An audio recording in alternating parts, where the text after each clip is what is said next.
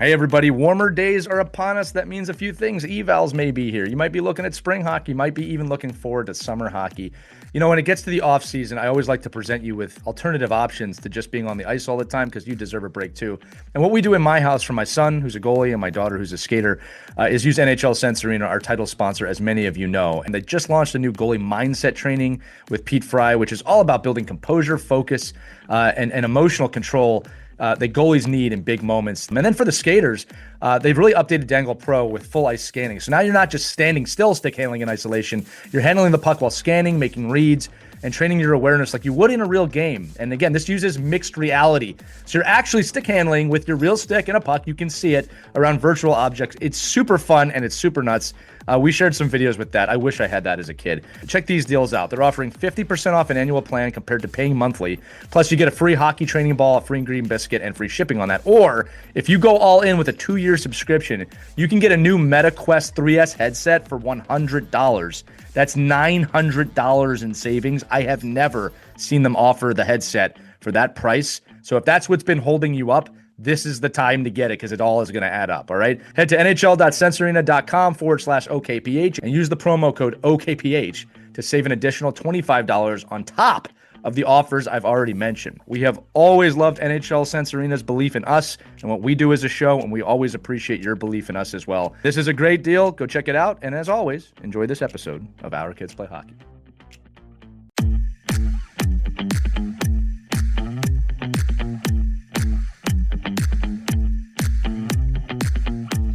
Hello, hockey friends and families around the world, and welcome back to another edition of Our Kids Play Hockey. I'm Lee Elias, joined by Mike Benelli and Christie Burns, and today's episode is about something every hockey family needs to understand: concussions. Now, don't turn the episode off. We've got to talk about this, not in a fear-based way, not in a dramatic way, but in a responsible, practical, best practices way that you can all apply. That's the goal for today.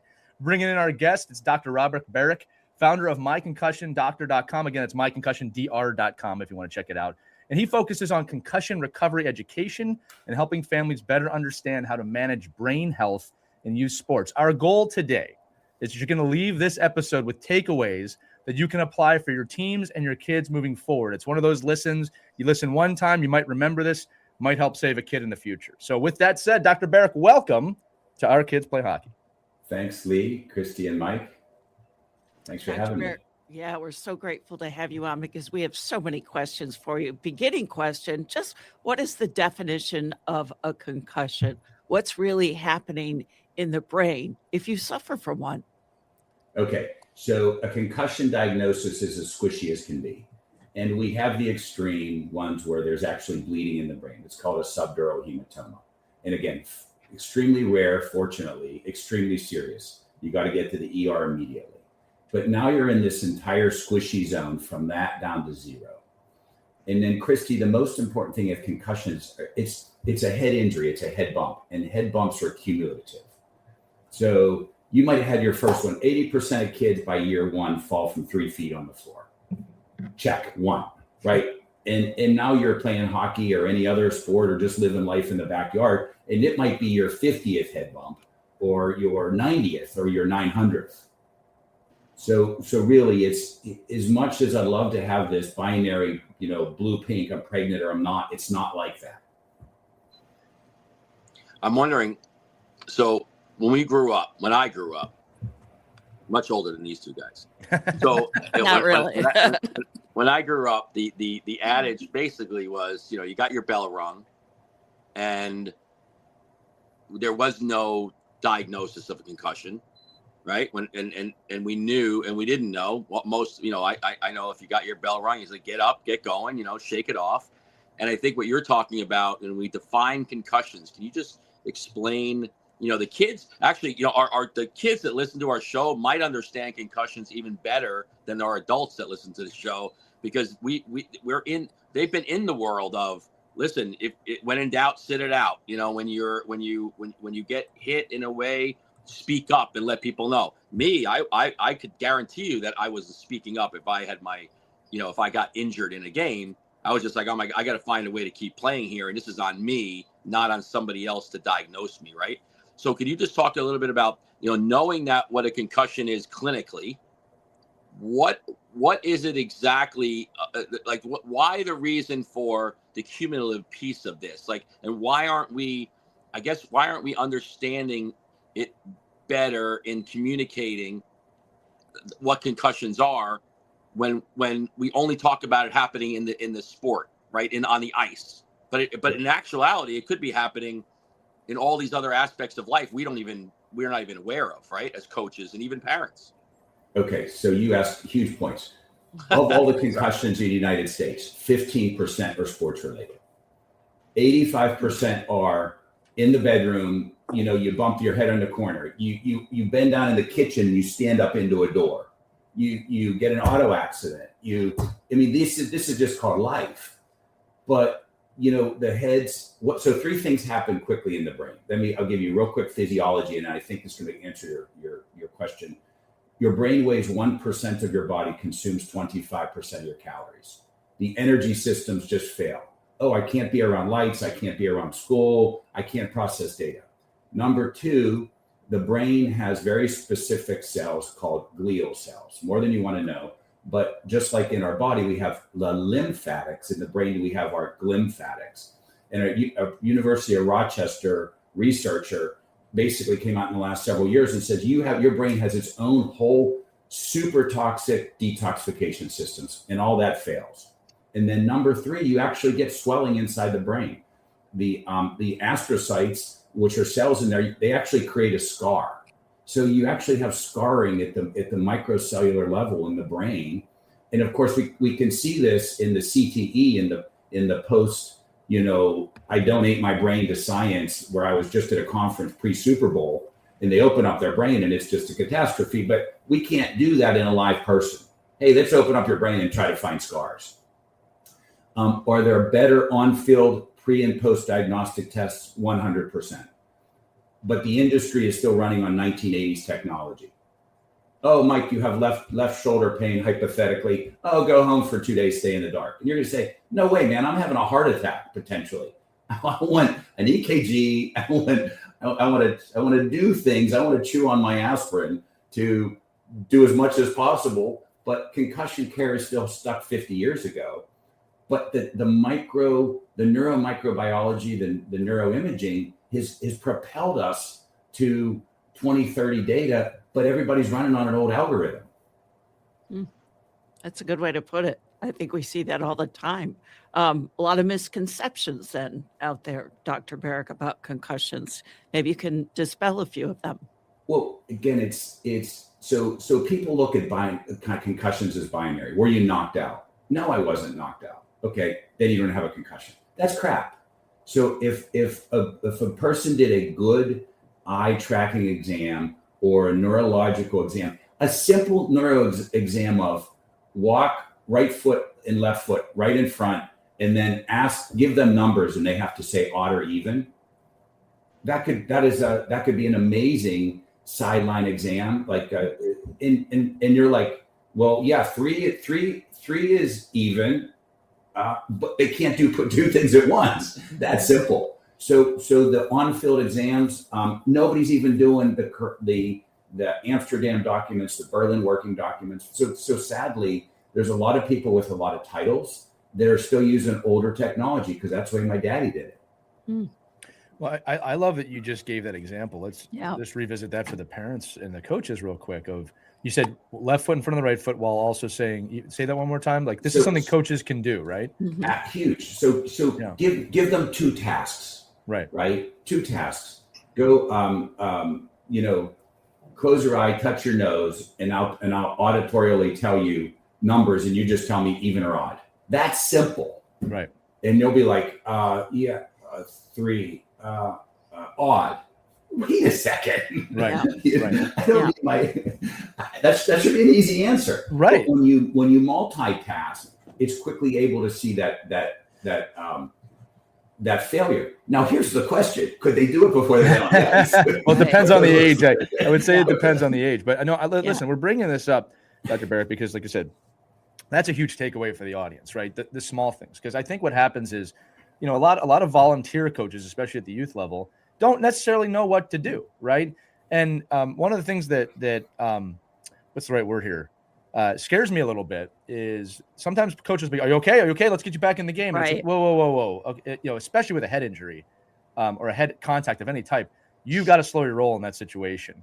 All right. And really focus on the kid. The game honestly does not matter at that point. And if you're not doing that in youth hockey, you probably should not be coaching. I'm not going to lie to you. If you can't make that distinction between winning the game and the health of your athlete, that's a problem. And hopefully you have someone there that can take them aside and do this. I know you got to manage the game, coaches, but their health is number one. We talked in the pre-show a little bit, Doctor, about Sidney Crosby. And, I'm going to connect Mike. Mike is not as old as he thinks he is, but I'm going to connect how we talked about this before. When we were growing up, it was maybe a day-to-day injury. Sometimes get back out there the next shift. I remember in college, I received a big concussion. I got cross-checked in the back of the head. And all I could think about was getting back in the game. And that's how it was back then. We didn't even consider that something would be wrong with my brain. And I had a bad concussion after that. Now, luckily my coach did not put me back in the game. I remember being so angry in that moment. I'm fine. I was not fine. All right. And then I felt it. I didn't play for, at that time, 2 weeks after that, which was considered a long time then. Yeah. Right. Now, you spin it around. I forgot what year, sometime in like the 2007-8 time period. Sidney Crosby received a concussion in the NHL, actually in the Winter Classic, and he set out an entire season. And for the younger audience, he was ridiculed for this. I want to say this too. This will add some spice onto it. I'm a Philadelphia Flyers fan growing up. Okay, so there's no love for the Pittsburgh Penguins for the team that he plays for. Okay, and I'm supporting Sidney Crosby here because he's obviously one of the greatest hockey players who's ever lived. He sat out for a year, was ridiculed, was called a wuss, every name under the sun. And I'll tell you what, the bravery of him to not play that entire year and let his brain heal, to have a full career, after we have seen multiple athletes, Eric Lindros comes to mind, top of mind, other NHL athletes, other professional athletes, not sit out and, have horrendous concussion problems after, or worse, right? You see the CTE come in football and other sports. This kid sat out for a year and really educated the hockey audience of concussion awareness and that you must do this.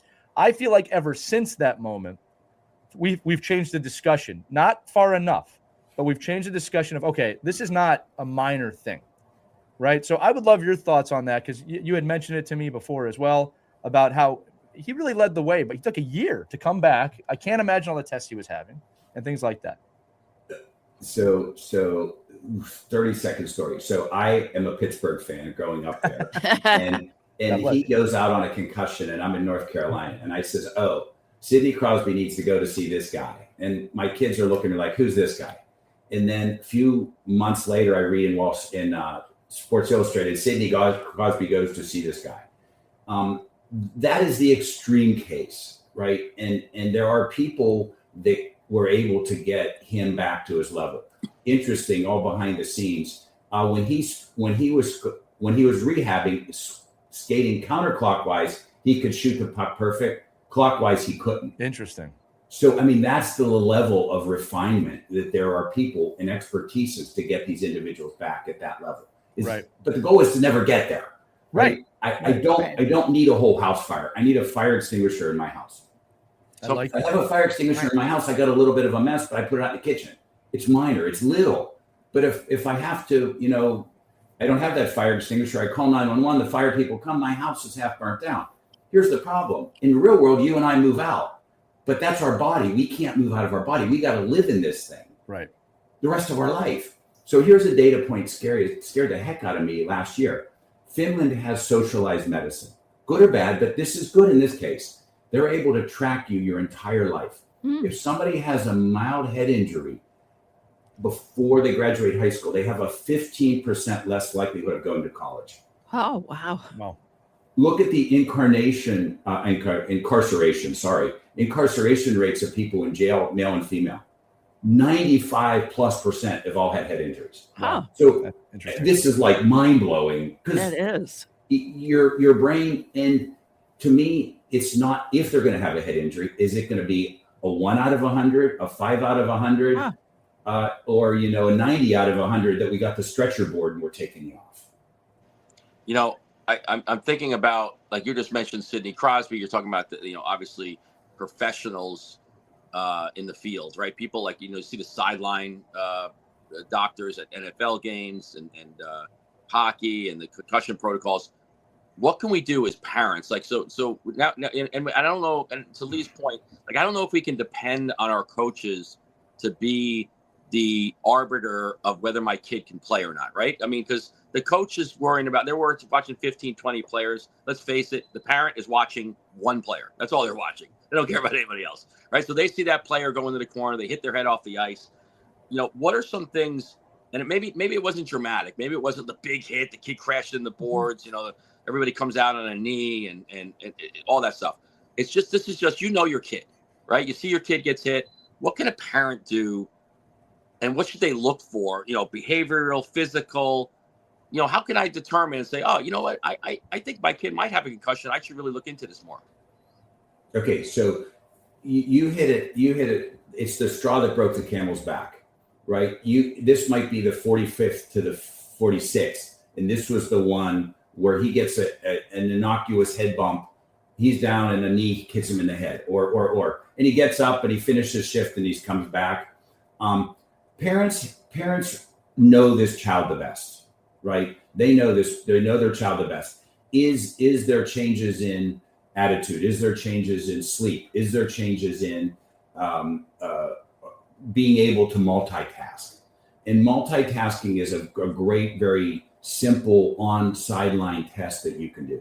Could you put them in goggles and have them eye tracking exercises? Yes. Could you preemptively do a QEEG and do pre-post descent at the beginning of the season? Yes. Those are two tests that can be done pre-post, that beginning of the season, and then anytime you think you have one, that you can't consciously throw. The impact test, everybody was throwing. They're gaming the test, right? 2 + 2 = 6. Well, then when you get your head, you really do think it's 6. So they're throwing those tests. But the eye tracking and the actual brain tests and the balance, those are good.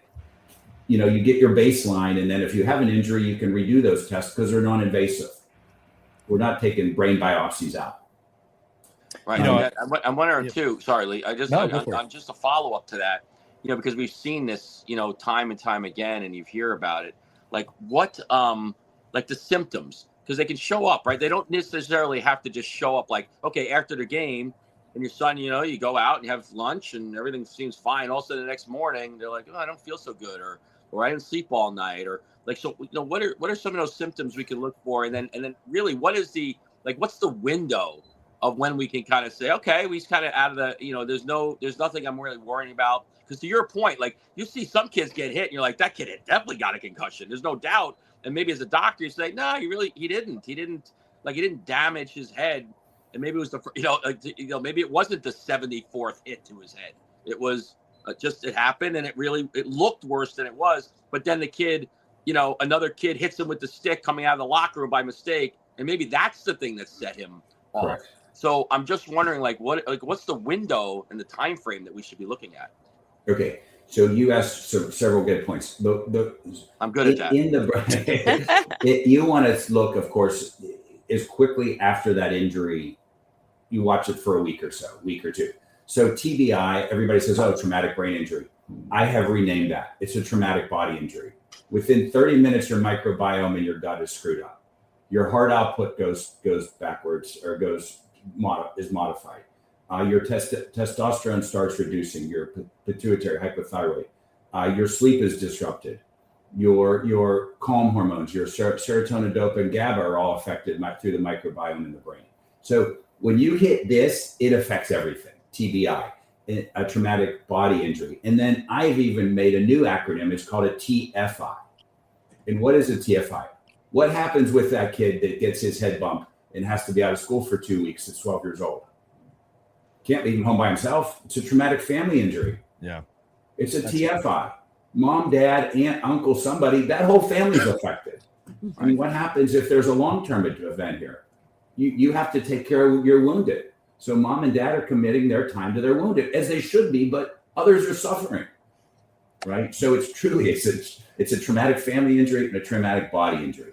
Yeah, especially in the youth sports space. Right. You know, one of the things I'm reminded of, we did an episode a while back with Bryce Salvador, who used former captain of the New Jersey Devils. And I remember, you know, he was talking about injuries in youth hockey versus pro hockey. And he made the very good point that, look, in pro hockey, we've got all the doctors there, right? And they know that. They know if there's a serious injury, they're going to be checked out in the building, in their gear, right? And that also they're paid millions of dollars to play a sport, right? So that's their job, right? So the parameters surrounding pro hockey are drastically different than youth hockey. Now, I know people go, oh, yeah, of course, we know that. Well, we don't necessarily treat the concussion the same way in youth hockey or differently in youth hockey. We just go, well, the pros get back out there. Well, they've got 10 doctors looking at them over the course of 24 hours, right?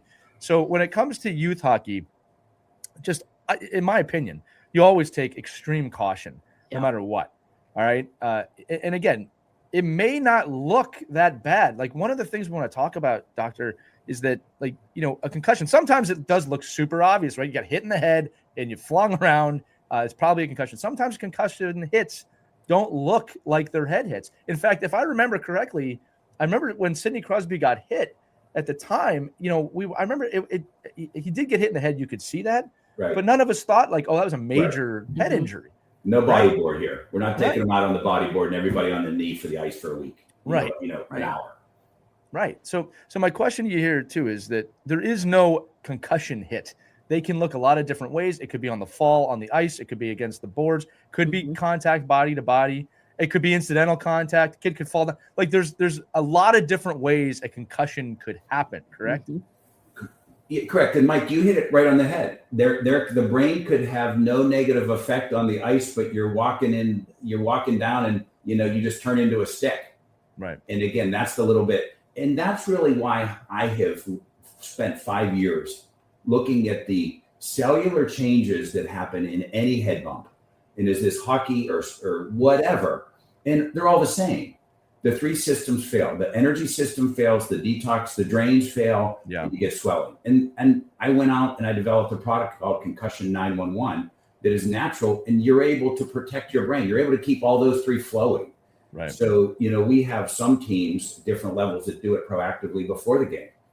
They say, I want my brain in the best metabolic state before I go out there. Right. But if they do get it, then if they do get that head bumper that's suspected, it's all natural stuff. And it says, wow, I want to kick the brain into energy, the backup system, ketosis. I want to give the brain ketones, exogenous ketones. I want to get the brain's drains working optimum. And I want to get through the blood-brain barrier and get that inflammation down. And if there isn't any, so what? It doesn't hurt you. Right. I have a question too, and we're going to get into return to play protocol. And fortunately, I've seen it get better, especially with high school hockey teams. But a lot of parents ask me all the time, is there any equipment that can help prevent or at least lessen the blow to the head to help lessen the chance of a concussion? Mouth guards, they say you have to wear your mouth guard. What about helmets? Is there any kind of technology out there now that parents can turn to? So there is, I apologize because I just came from the NFL, the Super Bowl, and worked with all those individuals. There are, you're watching TV and there's a helmet and then there's a helmet, right? It's a Guardian helmet? The Guardians actually are really thin. Yeah. So fortunately, helmet technology has gotten much better, right? And ideally, as a head grows, you get one that fits your head. And so what's the most valuable part of your body? It's your brain, right? It's your brain and your head. That's the thing that's going to propel you and employ you the rest of your life. So yes, to get to technology in the world of helmets is better. I do not know of an overlay to put over that helmet. Every NFL team and even college wears those big puff helmets off camera. That's amazing. You know, I know in hockey too, we always say, Dr. Baric, to the audience that you don't go cheap on your helmet, don't go cheap on your skates. Yeah. Because I do know for a fact that the major manufacturers in hockey do a lot of research into their helmets. There's a reason that your helmet has an expiration date because they know that the technology is going to advance. So especially with younger kids. Make sure that thing fits correctly. Parents, I'm going to say this very bluntly. You do not know how to fit a helmet. Unless Thank you work for at a saying that. yeah, We all think we do, right? if you if Good you don't enough. work in a pro shop, you do not know how to fit that helmet. Right. I The also- people in the pro shop should go ahead, Mike. Yeah. I also think it's so important too to understand that that's why some of the rules have changed in other sports and certainly hockey. Like the emphasis on body contact and body position and understanding how to get hit and when to get hit and what's legal and not. The game is changing because I think to the doctor's point, like there is no really fail-safe equipment Right. that can protect the inside of your brain. Like, so it's like, well, what's one of the ways we can do that? Well, we can develop the game around the fact that you can't protect the brain like we all think we can, right? Right. So if we're trying to train players at a very early age, I know in USA Hockey, a lot of people, talk about the fact that there's no body contact until the kids are 13 years old. And in fact, that's not true. There's body contact from the day the kids get on the ice. Right. It's about how you teach that body contact and how to protect yourself as a player, but also the rules of the game have evolved where, if you watch a game from the 70s, it's like, my God, like I think every single person had a concussion every shift. Well, that's because every ship had aggravated assault back then. Yeah, right. Exactly. The McKenzie brothers. So I think there's a definitely an understanding that if we teach our kids the rules the correct way and we enforce those rules, we can help reduce the need for all the protective gear over and above what we have now. But I think it's really important to understand why those rules are in place. It's because there really isn't a tool. Because if there was, if there was a helmet out there that kept concussions from happening, wouldn't every single athlete get that helmet? Well, 100%. Yeah. You have too many variables. Go ahead, doctor. My bad. You have too many variables. You hit an edge on the ice and you going down and somebody's coming by and it hits you in the knee. That's not a cheap hit. That's just called life. Right. But there's just too many variables. Well, yeah. Let's talk about ice hockey for a minute. First off, Mike, the helmets you and I wore were buckets. I mean that literally they were buckets with some foam in it. It was more than they had in the 70s. I'll say that. But the technology today is pretty amazing. But as Dr. Baric just said, there's too many things. I'll tell you the scariest head thing that I see in youth hockey, and we're talking probably the younger ages, and this is with coaches too. It's not even the hit; it's the kid who falls back, hits the back of their head on the ice. Huge. All right, and here's the thing: for those of you who have not, just parents listening, who've not been on the ice, when that kid hits the back of their head on the ice, there's a face that they make, and it's scary. All right, it's usually shock, and then what just happened. Another one too is with coaches. I got to say this: when I see coaches out there, look. Mike and I will laugh about this. We all hate wearing helmets on the ice as coaches. It doesn't look cool. We'd rather have a baseball cap on. You never know who's watching. But looks aside, we have to wear helmets on the ice. The amount of coaches I see without their chin straps on. All right? And I'll tell you right now, if you fall back like I'm talking, that helmet's flying off if that chin strap's not on. And I have seen a coach hit the back of their head with no helmet on. And they had to stop coaching. All right. All because they didn't want to buckle their chin strap or the helmet was not on tight. All right. Like this safety is not just for players. Right. And also I gotta be on the soapbox here. What kind of lesson are we teaching our kids if we're out there with a loose helmet with the chin strap off? Like we're telling them that it's stupid. Exactly. Right. So it's buckle your chin strap, coaches, put the helmet on. And I'm going to remind everybody again, I got to say this again, Christie, you do not know how to fit your kid's helmet. Yeah. You don't. All right. Go to the pro shop. They will actually do a good job, especially if you have the cage on. The chin strap needs to be there. Get it fitted properly. If it's too big or too small, get them a new helmet. Right. Okay. And Again, don't go mouth cheap on your guards? skates or your brain. Go What ahead. about Mouth mouth guards are guards? important too. Yeah. We've always heard that helps prevent concussions. Is that true? So I think it's all gradated. There is now technology. There's a dentist out of, I want to say Iowa, that's done some really neat technology to get the jaw in the right place. And everything's not tested in the real world though.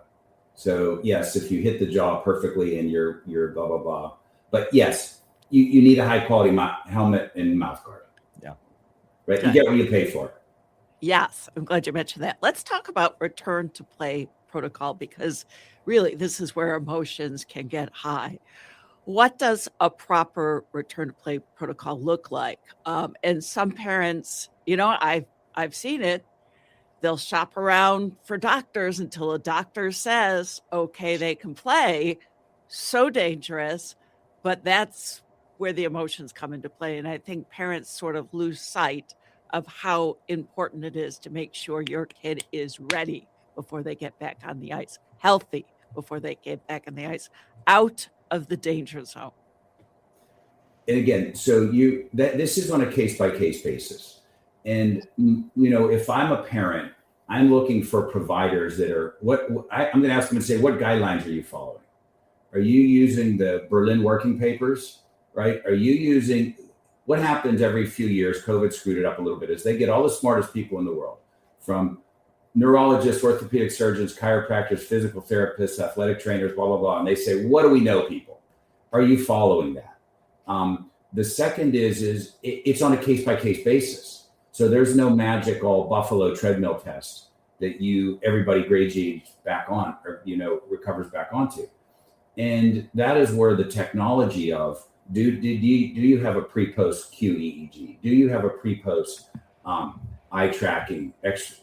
You put basically a VR goggle on and you do eye tracking and you're seeing, and just like, for instance, okay, somebody's walking, okay, my eyes are tracking. What happens in a concussion is this one goes and this one says, oh, there you are. It's like, wait a second here. You're supposed to be moving together. So, but they're not even using today's latest research technology. So, i.e., it's the opposite. There's one thing to be never put them back on the ice. That's wrong. There's one thing to put them back on the ice because they have a pulse. That's wrong. Right? And it's the other of saying, okay, is this person using the best technology in today's world? And I always ask them, I say, it's my kid, but if it's your kid, are they going out on the ice? And when I get this, the answer is, okay, I got my answer, right? I want every person to play to their fullest potential, but I don't want them to go out, because what happens if their brain's compromised? Their likelihood of injury, way higher, way higher. That's a good point. And let's be very clear. All of us will agree. There's just no game. I don't care if it's a championship game. There's just no game worth your kid's brain getting injured. Yeah. Because it's, even if you win the game, their future is in jeopardy. All right. And again, I think the four of us have all met someone who's had too many concussions. And it's life affecting in a negative way. The stats you gave earlier about incarceration and college acceptance, I mean, that's insane. But it shows you how like it's there. That stat is there. It's like it exists. Right. You don't want to ignore that kind of information. So I really love that you're sharing light on that. Yeah. And just remind parents, look, I know it's hard. As a coach, I want my best players on the ice, but it's just not at the expense of their health. I had a college teammate, I'll never forget this, was a goalie, pre-med, right? And biology major. In net, he got ran into the net and the back of his head hit the post. Oof. And he had a major concussion. He was in the hospital that night. And I remember we were all thinking, well, how long till he's back, right? This is around 2000, 2004, 5 period. Never played again. And it was a choice he made because he'd be happy ending. He became a doctor. All right. But I remember him telling me, he's a friend of mine, like, I can't jeopardize my dream of being a doctor for this. Right. And a younger me kind of didn't understand that as a hockey person, but I also didn't have the information that we have today of that. They probably told him, you're done. If this is what you want to do, you're done playing. Yeah. And to me, that was courageous now looking back, of just stop doing something he loved for something better later on. And I'll say this too, before we get to our last question. We talked in the pre-show a little bit, Doctor, about kids' dreams.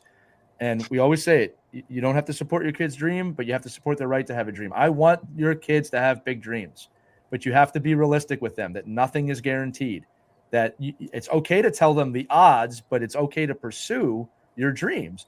But you also have to understand the risk-reward factor of things like concussions, right? And that if your head has been injured multiple times, you need to sit down as a family. You said it, like traumatic family injury, and have a real discussion, because there is no game. I'm even going up to the pro level here. There's no game worth your brain. All right. It's just not. All right. And keeping in mind at the pro level, you're an adult and you have every advisor and everything to make a good decision there. We don't have that in youth hockey all the time. Sorry, I went on a soapbox again. That's why I do that sometimes. It's so necessary because I think a lot of families still want to hold on to he'll be okay. She'll be all right. Yeah. You got to play that championship game. Yeah. How about this, Christy? Your kid's not weak if you don't play because you're injured. That's exactly. All right. That's not weakness. I know we viewed it that way 30 years ago. All right. And you know what? If I was raised by the World War II generation, I'd probably have a different, God bless every one of them. Yeah. All right. But it's like, we have the information, we have the technology, we have the information now. Go ahead, doctor. So let's jump into the positive. Okay. What can I do as a parent to minimize my kid's likelihood of injury? Good. Number one is neck strengthening exercises. Yeah. Oh. Huge. So this is go home. You go on YouTube, there's great neck, both flexors and extensors. These need to be built up. You don't need to be a tree trunk, but virtually everybody that I test in my clinics are weaker, right? So that is a great at-home exercise to do. That reduces head injuries, right? Number two, we have to fight inflammation. So how do we proactively or reactively give those people going out on the ice the right natural stuff so their brain's energy detoxification and inflammatory systems are in their best shape? So when they do get that head bump, it's a little head bump. It's not magnified because they're eating junk food, crappy oil foods great point. On their way to the thing. So there's a lot of stuff that the parent can do that I want to get this brain and neck in the best shape that I can. So then not if, but when it's a nothing, right? It's a nothing. So the things that I have all mine is this deep neck, work with the neck, flexors, extensors. Go on YouTube. There's hundreds of them, chiropractors, physical therapists, but you want to get specific exercises because this is a sport specific. Yeah. Number two, again, that was going back to that Concussion 911. It is a natural powder. It has 10 active ingredients. And the whole purpose is we have people saying, I'm taking it before. So hypothetically, somebody gets a concussion. They take it 3 times a day for 10 to 14 days. Why? Because that's when the brain is healing. That is that critical window. But we have parents coming to us and saying, hey, I'm taking a much smaller dose, scoops. I'm doing 1 scoop in their protein shake on the way to the thing. Why? This is all the natural stuff that gets their brain in the best naturally anti-inflammatory process. So when that head bump hits, there's far less residuals. And then the last is going back to the parent side. Follow your gut voice. Follow your gut voice. You know your child the absolute best, right? I can't make this call through video. You know your child. Is there sleep patterns difference? Is there attitude difference? Is there affect difference, meaning how they're interacting with people? Is there appetite difference? Are there changes? If there's changes, that's telling us that all this stuff's going sideways and they need to recover. That's the best thing. I have three of my children's concussions came in a swimming pool. I mean, like what? Yeah, I mean, it's such a hard. I mean, concussions, and the reason I think these conversations are so important is because it's not a broken bone. If my kid breaks his pinky, I could say, well, he could probably play. We'll tape it up and we'll make it work. And although I think as I've gone through with players and seen them now as adults, and I'm like, oh, I really wish I wouldn't have had that player play through that type of injury because it really affected them later on down the line. I think we have to be aware. Maybe you could just give us kind of a final. Not so much of a warning, but just a discussion around, the culture of hockey and sport and just this, this shake it off, you'll be okay, nothing's broken mentality, which, again, I don't want to say it's not normal. It's just, that's just the way it is. Hockey and sports are very competitive. You're at a heightened, area where you just say, listen, I can barrel through a lot, whether it's mentally or physically or emotionally. Like I can put things and compartmentalize them. But what can we do as a parent to say, okay, how can we understand this? We understand the culture, but we can make a difference here. And what can we do to make sure that I don't put my son or daughter back on the ice that's going to affect them down the road? So it's several things. And basically we have to think they have no frontal lobe, right? And you go back to the Civil War, Pickett's charge. You want me to run up the grass a mile and a quarter? They're shooting cannons at me and I'm in the grass. I think that's a good idea. Yeah. So I think I'm up for it. Right? What could go wrong? I love this plan. The parent has to be the parent. And the parent has to have the big picture. And again, Lee and Mike and Christie, you've all said, I want them to be and win the next gold medal for our country. I want that to happen.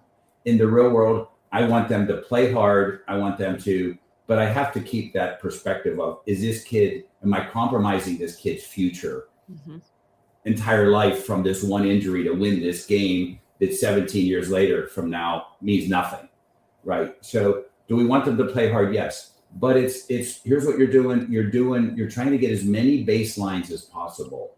And that could be simple. That could be simple balance tests. That could be simple eye tracking tests. Those don't cost any money. Could you do a QEEG on their heads? Yeah, we do pre-QEGs on our athletes. Could you do eye tracking exams? Yeah. Or the right optometrist, the right neuro rehab person can get a baseline. But again, it's all, how do you get, that's part of it, to get baselines so you can do a pre-post. But it's also, how do you get that brain in the best nutritional state? And that's where you can proactively, either through the grocery store or through like Concussion 911, to be able to get that brain in the best state. So then when that injury occurs, then you don't have that, right? What's the best issue? The one that we prevented, right? So then we don't have that decision of, well, we think you're kind of okay. Go try. Does that answer your question? Yeah, no doubt. I think preventative, being the, we say this all the time, even when kids go through tryouts and when kids go through other aspects of sport, right? Be your child's biggest advocate, number Absolutely. one. And if that's like, I'm sitting him out, yes, I know everybody thinks I'm soft and everybody thinks that I don't want to win. I get all that. But my number one priority is my child. And I see him. I see the way he's reacting today. I see the way his demeanor is. It's my obligation to make sure that I protect him. And I think that's all. And as coaches, we need to respect that and understand that. And again, I think it's so hard because it's not a gash that can be stitched. It's not a broken bone that can be healed. It's something none of us can see. Maybe a doctor can, right? A doctor's like, this player's clearly concussed. And I might be like, he's fine. But it's so hard. And I think that's why this conversation and educating yourself around this is so important, because there's no definitive, you have a concussion today and now you're cured. And it's right. Really, really difficult. So thank you for at least, of course, putting us down the path of research and understanding and recognizing a lot of things we should be doing now. Yeah. Hey, listen, the goal today was to give some actionable items, some information, and make sure that you're leaving this show with more information than when you started. I think we absolutely accomplished that, Doctor. So thank you so much for your time and expertise on this. It's an important topic. And again, we talk a lot about this on this show, tactics to win and tactics to succeed, and that the ROI of hockey is the life lessons. But we have to have these conversations too, because the ROI is that your kid gets past hockey and does professional life and something else. So, Dr. Baric, thank you so much for being here today. I'll be happy. Thank you for interviewing me, and hopefully we got some good information to these parents so they can be the best. Their child can live to their fullest potential. Very enlightening. I think you gave a lot of parents a new way of thinking about concussions. Love it. Thank you again. That's going to do it for this edition of Our Kids Play Hockey Safely and Healthfully. That's not a word, but I just made it up. If you have any questions, feel free to email us at team@ourkidsplayhockey.com. Make sure you check out My Concussion Doctor. Again, that's myconcussiondr.com. It's also that on social media. Check out Dr. Baric's research and his team. I mean, again, parents, we all owe it to our kids to take a few minutes to just learn about this. And you've done that today, obviously, on this show. But that's going to do it for this edition of Our Kids Play Hockey. Remember, we'll see you next time. Have fun, skate hard, stay safe, learn something. Take care, everybody.